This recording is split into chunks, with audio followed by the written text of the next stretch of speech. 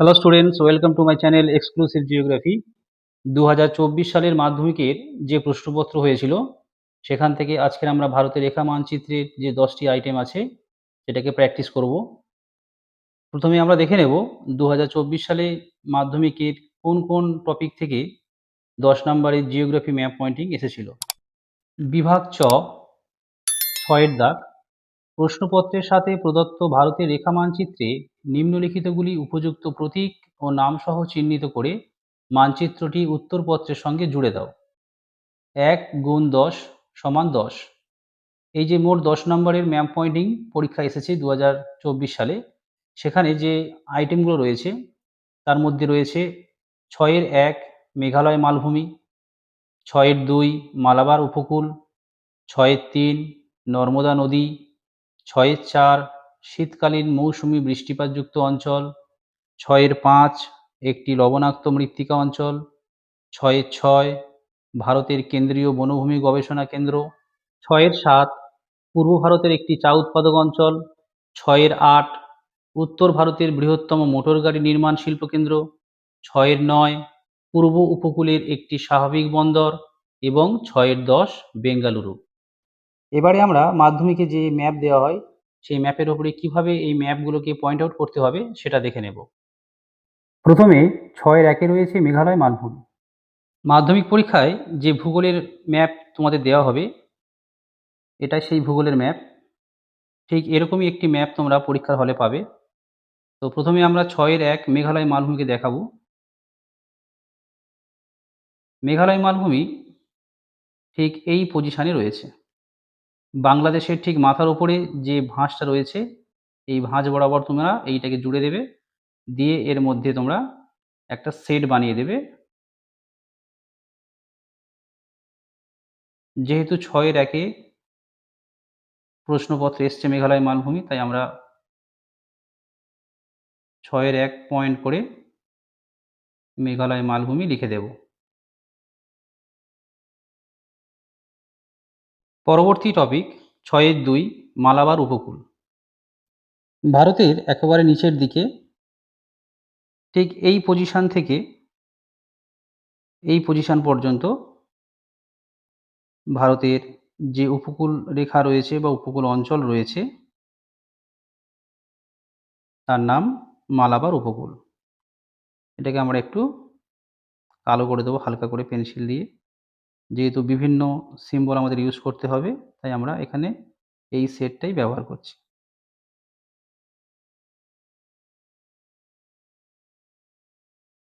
বাইরে আমরা লিখে দেব 6-2 মালাবার উপকূল।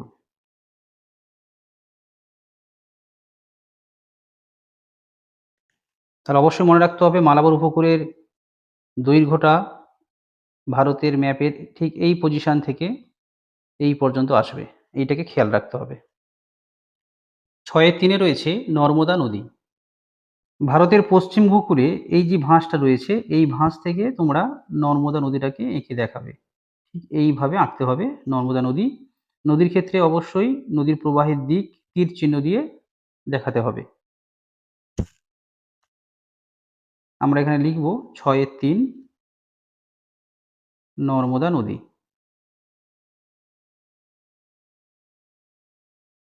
6-4 শীতকালীন মৌসুমি বৃষ্টিপাতযুক্ত অঞ্চল। ভারতের শীতকালীন মৌসুমি বৃষ্টিপাতযুক্ত অঞ্চল বলতে আমরা করমণ্ডল উপকূলকে দেখাবো। করমণ্ডল উপকূল ঠিক এই পজিশন থেকে এই পজিশনে ড্রয়িংটা করতে হবে। ঠিক আমরা এইভাবে এটাকে জুড়ে দেব, দিয়ে এখানে আমরা একটা অন্য সেট ব্যবহার করব।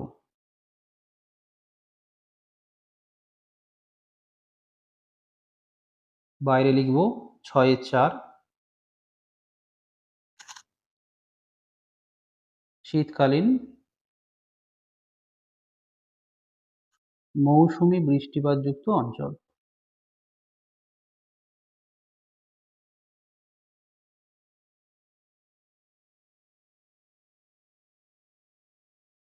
ব্র্যাকেটে লিখে দেব করমণ্ডল উপকূল।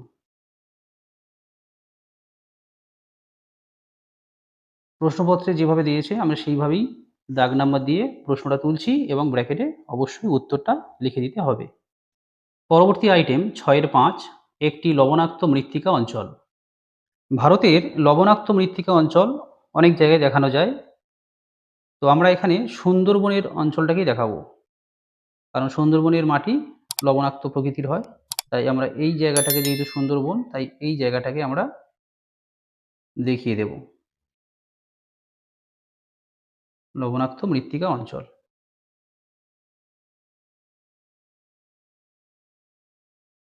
6-5 একটি লবণাক্ত মৃত্তিকা অঞ্চল।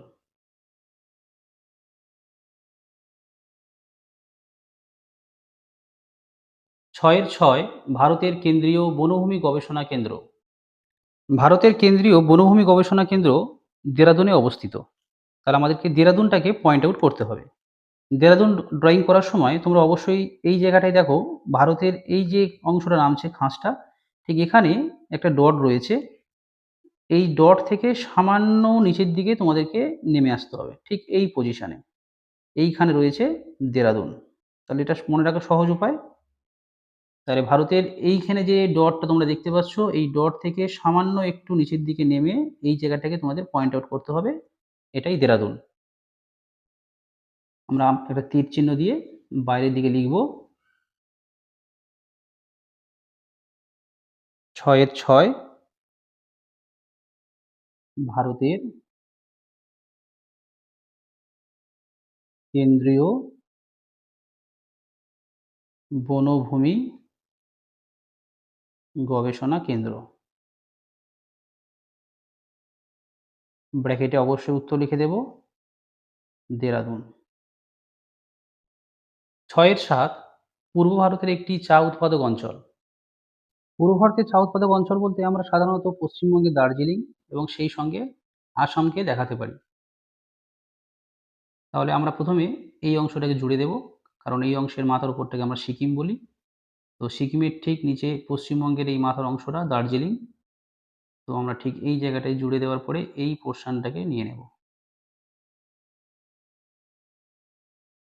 মেঘালয় মালভূমির ওপর থেকে এটা বেরিয়ে গেল। এখানে একটা আমরা চা গাছের সিম্বল করতে পারি।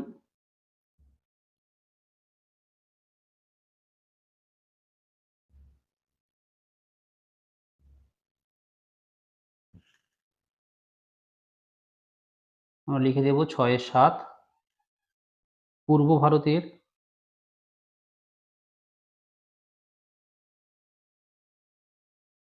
একটি চা উৎপাদক অঞ্চল।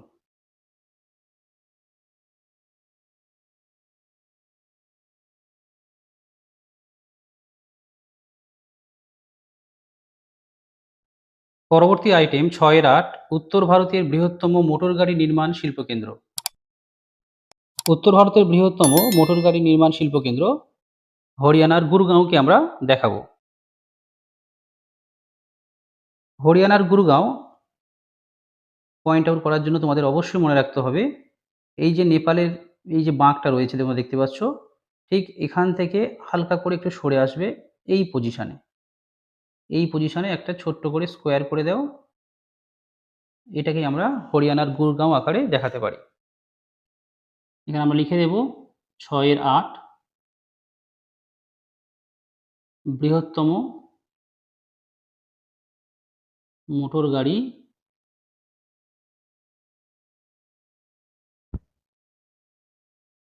নির্মাণ শিল্প কেন্দ্র।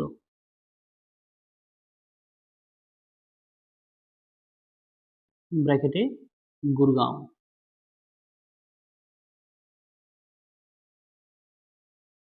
6-9 পূর্ব উপকূলের একটি স্বাভাবিক বন্দর। পূর্ব উপকূলের স্বাভাবিক বন্দর আমরা বিশাখাপত্তনমকে দেখাতে পারি।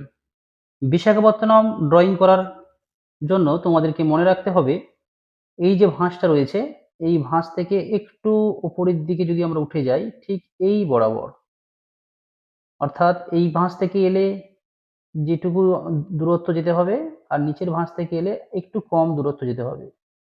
ঠিক এই অংশটার মধ্যে একটু নিচের দিক চেপে এই পজিশনে দেখাতে পারি। একটা ত্রিভুজ চিহ্ন দিয়ে দেখিয়ে দেব বিশাখাপত্তনম। আর সেই ৬ এর ৯ পূর্ব উপকূলের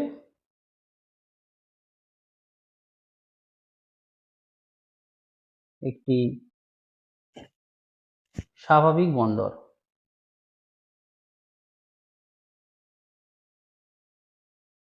ব্র্যাকেটে বিশাখাপত্তনম।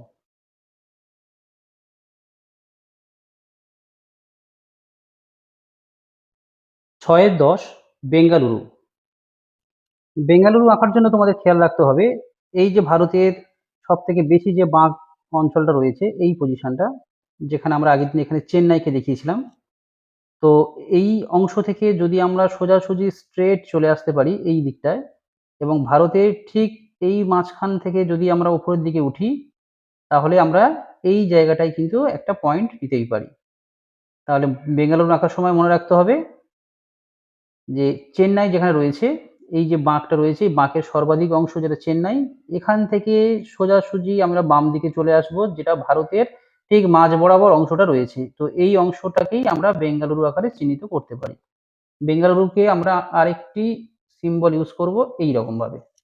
যেহেতু এটা অন্য একটা সিম্বল ইউজ করতে হবে, তাই আমরা এই সিম্বলটাকে ইউজ করলাম এবং লিখে দেবো এখানে ৬ এর ১০ বেঙ্গালুরু।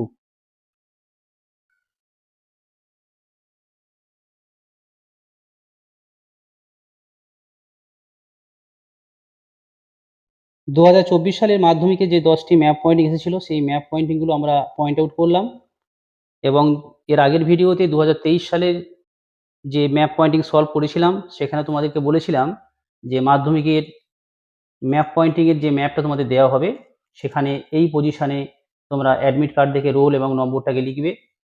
আর যেহেতু এটা ৬ এর দাগে প্রশ্নপত্রে আসে, তাই এখানে আমরা ৬ এর দাগটাকে অবশ্যই দেব। পরবর্তী ভিডিওতে মাধ্যমিকের বিগত বছরের অন্য একটি সালের মাধ্যমিকের প্রশ্নপত্র নিয়ে তোমাদের সাথে আলোচনা করব।